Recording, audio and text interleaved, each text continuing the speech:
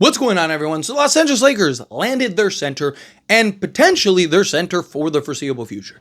Deandre Ayton is a guy that very well could be our starting center around Luka Doncic for the next 7-8 years, right? Him and Luka could be the building blocks and the foundation going forward. However, right, it may not be all sunshines and rainbows, right? There are a lot of pros, there are a lot of cons to Deandre Ayton. There are a lot of things that are very exciting, and there is absolutely a version of this where the Lakers are hoisting the Larry O'Brien trophy, right? Deandre Ayton, they didn't just get a good center to kind of fill in. They got a guy who people talk about, oh, he's lazy, has no motor, he's this, that, and the other, and he's still a 17-10 guy, right? Like, what does he look like when he does buy in? What does he look like when he does have a motor? What does he look like when he needs to prove himself? And you're going into a season where you're going to have a Luka Doncic who's going to be bought in, focused, ready to go, ready to prove yourself, give everybody the bird. Ayton, this might be his last chance to do something. He has to buy in, right? And, everybody, Austin Reeves in a contract year, all of that, right? These could all culminate very nicely into the Lakers' hands, right? This could be very beneficial for the Lakers.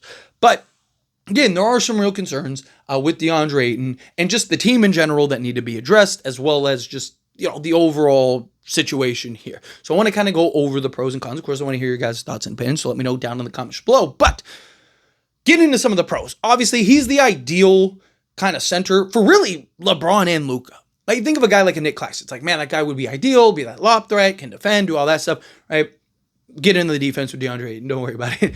But, Nick Claxton's problem is not really a LeBron center, right? So LeBron and Luka they're very similar players, but they really want to operate in different ways, right? Like LeBron, if he's not putting his head down and shooting the ball, right? He wants to clear out, drive to the basket, finish strong, or kick out to shooters. Where Luka, he likes the traffic. He wants to kind of get into the teeth of the defense, collapse the defense, create that dribble penetration. If they collapse, then easy outlet lob to a dunker spot center or a roll man center. And then if they don't, then it's just barbecue chicken. He's just shooting over the top and knocking it down, right? So it's a win-win for him. But Ayton gives you kind of the best of both worlds.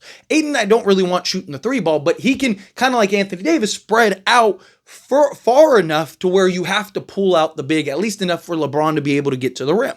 But he also remains and operates as that lob threat and that roll man that Luka Doncic loves so much. I mean, the guy is an absolute high flyer. He's like a 43.5-inch vert. Like, the guy can fly, right? So he's a guy that can operate in that pick and roll action. And the benefit is, and another kind of pro to getting him to buy in, Luka is always, and I mean always, looking for that outlet, right? Because that outlet is based on how the defense responds. He is always, if he's not shooting a three, of course, but even then, he's still like if DeAndre opens wide open and he's waving, he's throwing it up to get the slam. So he's always watching that outlet.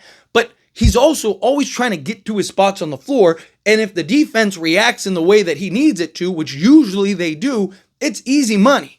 I mean, Deandre Ayton's going to get probably 4 to 5 buckets a game just on Luka Doncic, right? Just if he buys in, hits his spots, and bees the roll man in the way that you need him to be, right? Now, that also goes into one of the cons, right? With the motor and just laziness, right? He has to understand that I need to be in my spots. I need to hit my spots hard. I need to make sure if I am rolling, if I am cutting, if I am slipping the screen, it needs to be precise because Luka's going to hit you every time. Same thing with a LeBron James, same thing with an Austin Reeves. He needs to be committed to those spots. Otherwise, that's going to create turnovers and all kinds of stuff. You see it all the time when a guy doesn't fully hit the spot and Luka's throwing the ball or LeBron's throwing the ball to where he's supposed to be, but he didn't fully commit, so now it's a turnover, right? That's where things can kind of get a little mucky. That's where things can kind of be a problem, right? The other kind of like big thing with the cons of him, right, is he's a guy that is one of those guys that just can't get out of his own way. And that's why I'd really like to go get like an Al Horford, because I think Al Horford would be really good for Ayton to have that confidant, kind of have that guy that's a big man himself, kind of relate, fill in, understands the frustrations at times of whatnot. I also think, I think it'll be beneficial because you have guys like LeBron James, JJ Redick, right? Luka Doncic, right? Guys that he should be respecting. Guys that he understands are top of the league. JJ Redick was a very respected player. Was a very good coach last year, right? But it's at the end of the day up to Deandre Ayton to buy in. Again, there is a version of Deandre Ayton that I think still we have yet to see. And that is terrifying and should be terrifying for opposing teams. But it's up to him to reach said potential. He's going to have everything stacked in his favor. But at the end of the day, it's up to him to make that decision to break it. Now, he has a lot of incentive to do so. Future financial incentives to, just not being out of the league, right? And changing the narrative, rebranding kind of his image, right? Because he doesn't have that right now. And there's already reports coming out about how he's throwing tantrums in the locker room. He's throwing chairs when he's not getting, he thought he was the guy and acted as such, the guy in Portland, which, if I'm being honest, I don't really blame him, right? The Suns' issues seem to be just Monty Williams. Him and Monty Williams just did not get along and see eye to eye. But he's got to be able to understand and get past that, right? So what? If you and JJ Redick don't see eye to eye, you just start throwing a tantrum and check out? No, right? But also it might help if he's not the guy, right? Sometimes people need that ego popped. You got that ego expect. I'm number one pick. I'm the guy. Come to Phoenix. Me and Devin, but we're the guys. I'm doing this, that, and the other. Who are you to tell me anything? Right? He's a young kid with a bit of an ego. Right? You see it all the time. Right? But then you see the Suns situation fall out. And then you see he ends up getting traded for Nurk, right? It's what? Wait, you just traded. You wanted to get off of Deandre Ayton so bad that you traded him for Nurkic, right? Nikola Nurkic, right? It's what? If I was Ayton, I would have been insulted, right? You should have gotten 5 firsts and 3 pick swaps and 4 players for me. That should tell you a lot about yourself, right? But then he goes to Portland and he looks around. He's like, oh, I'm the guy. This is my place, which, at the time, and even still, he's the best player on that team. Right? It's he should have been that, but he wanted the I'm the guy treatment, and they didn't want to give it to him. Right? Now you're going to Lakers, where you have Luka, you have LeBron, you're not the guy. At best, you're probably the third guy. Realistically, you might end up being the fourth guy. Right? So, those kind of things can be very humbling. Right? And at what point do you understand, comprehend, and realize that, hey, no, he's too good. I don't think he'd be out of the league, right? But he's not so good that teams are going to put up with nonsense and him getting paid. What'll end up happening is he'll end up being just a rotation big off the bench or a cheap, starter for a team. Right? If you're DeAndre Ayton, you don't want to be making $8 million a year. Or you want to get back to being that 20, 25, 30 million a year player. But you have to prove that you can be that guy.